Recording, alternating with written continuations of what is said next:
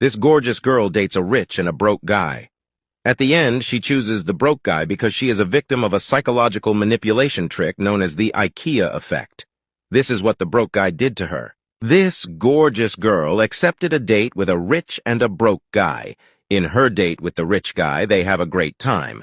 And in her date with the broke guy, it's complicated. Surprisingly, she chooses the broke guy over the rich guy. The rich guy doesn't understand what's going, and neither does the brokey. He doesn't know he used a psychological manipulation trick known as the Ikea Effect. So, how did each date go? Her date with the rich guy is how you'd picture it. They picked her up in a limo with a chauffeur and opened the door for her. They went to an expensive restaurant with a reserved table waiting for them. They ordered champagne and various entrees. They talked and laughed. The rich guy turned out to be a gentleman and treated her like a queen. She didn't have to lift a finger and had a great time. When they dropped her off at home, she texted the rich guy to say, "Thank you for the date, I had a great time," and yet she still chose the broke guy. So, what happened in the other date? The brokey is middle class, but he had an emergency and ran out of money. He picked her up and told her the truth. "I don't have money, but let's go downtown and I'll play the guitar while you help me collect money and we'll have dinner with our earnings." I know a lot of women would run away. However, this girl was both pretty and understanding, so she accepted the adventure. While in downtown they had no luck, it rained a bit. An officer gave them a ticket and they barely made $10. Looking back at it, she didn't understand what had happened. She still doesn't know why she chose the brokey. Objectively, she didn't enjoy working downtown, and she did enjoy being spoiled by the rich guy. But it'll all make sense with the Ikea effect and the mystery of the $10 dinner. Now let's talk about Ikea. They make furniture with okay quality. It is not bad and they are not ugly, but they are not good either. If you see an Ikea table at a friend's house and they ask you to rate it from 1 to 10, you would look at the quality and say 7. Now if we ask your friend how much he likes it, he would rate it a 9 or a 10 according to a Harvard study. Now, who is right? You are right, the table is not very good. But why is your friend confused? What happens is that Ikea furniture has to be assembled by you. It isn't very difficult, but you do have to invest an hour or two depending on how dumb you are. And while the majority of people don't enjoy assembling the furniture, they feel accomplished when they finish it. You look at the furniture objectively, but they have a deeper connection to the thing because they put in the work.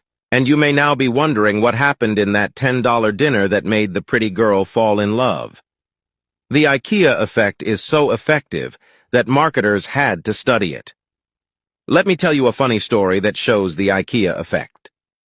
When instant cakes first went on sale, it was an awesome product. You would add water to the mix, put it in the microwave, and you would get a delicious cake. The weird thing is that no one wanted to buy it. They wondered why. The flavor was good, the price was fair, but it turned out that they were too easy to make.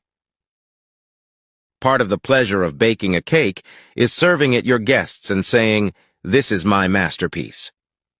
But no woman felt proud of baking an instant cake. They felt like they were showing off cooking an instant meal. What the company had to do was to completely remove the eggs and milk. That way the cake would be harder to make, and women would feel prouder.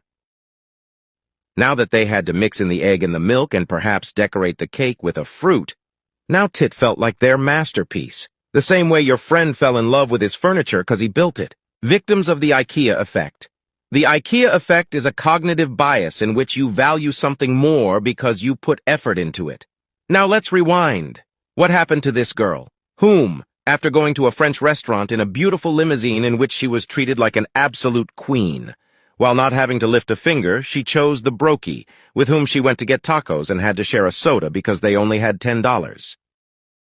What happened is that in her date with the rich guy, she felt like an outsider. They effortlessly gave her everything. Of course she likes the French restaurant, but no French meal tastes as good as the tacos that you earned by working and sweating hard. The brokey, without realizing it, uses the Ikea effect all the time.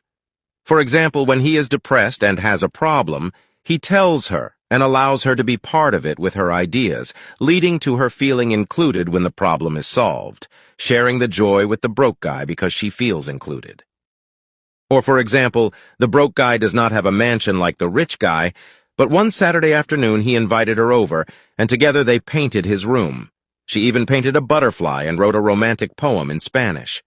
They then went to a shop and bought plants to decorate the room. And truth be told, you or I walked in the room, we would not be amazed.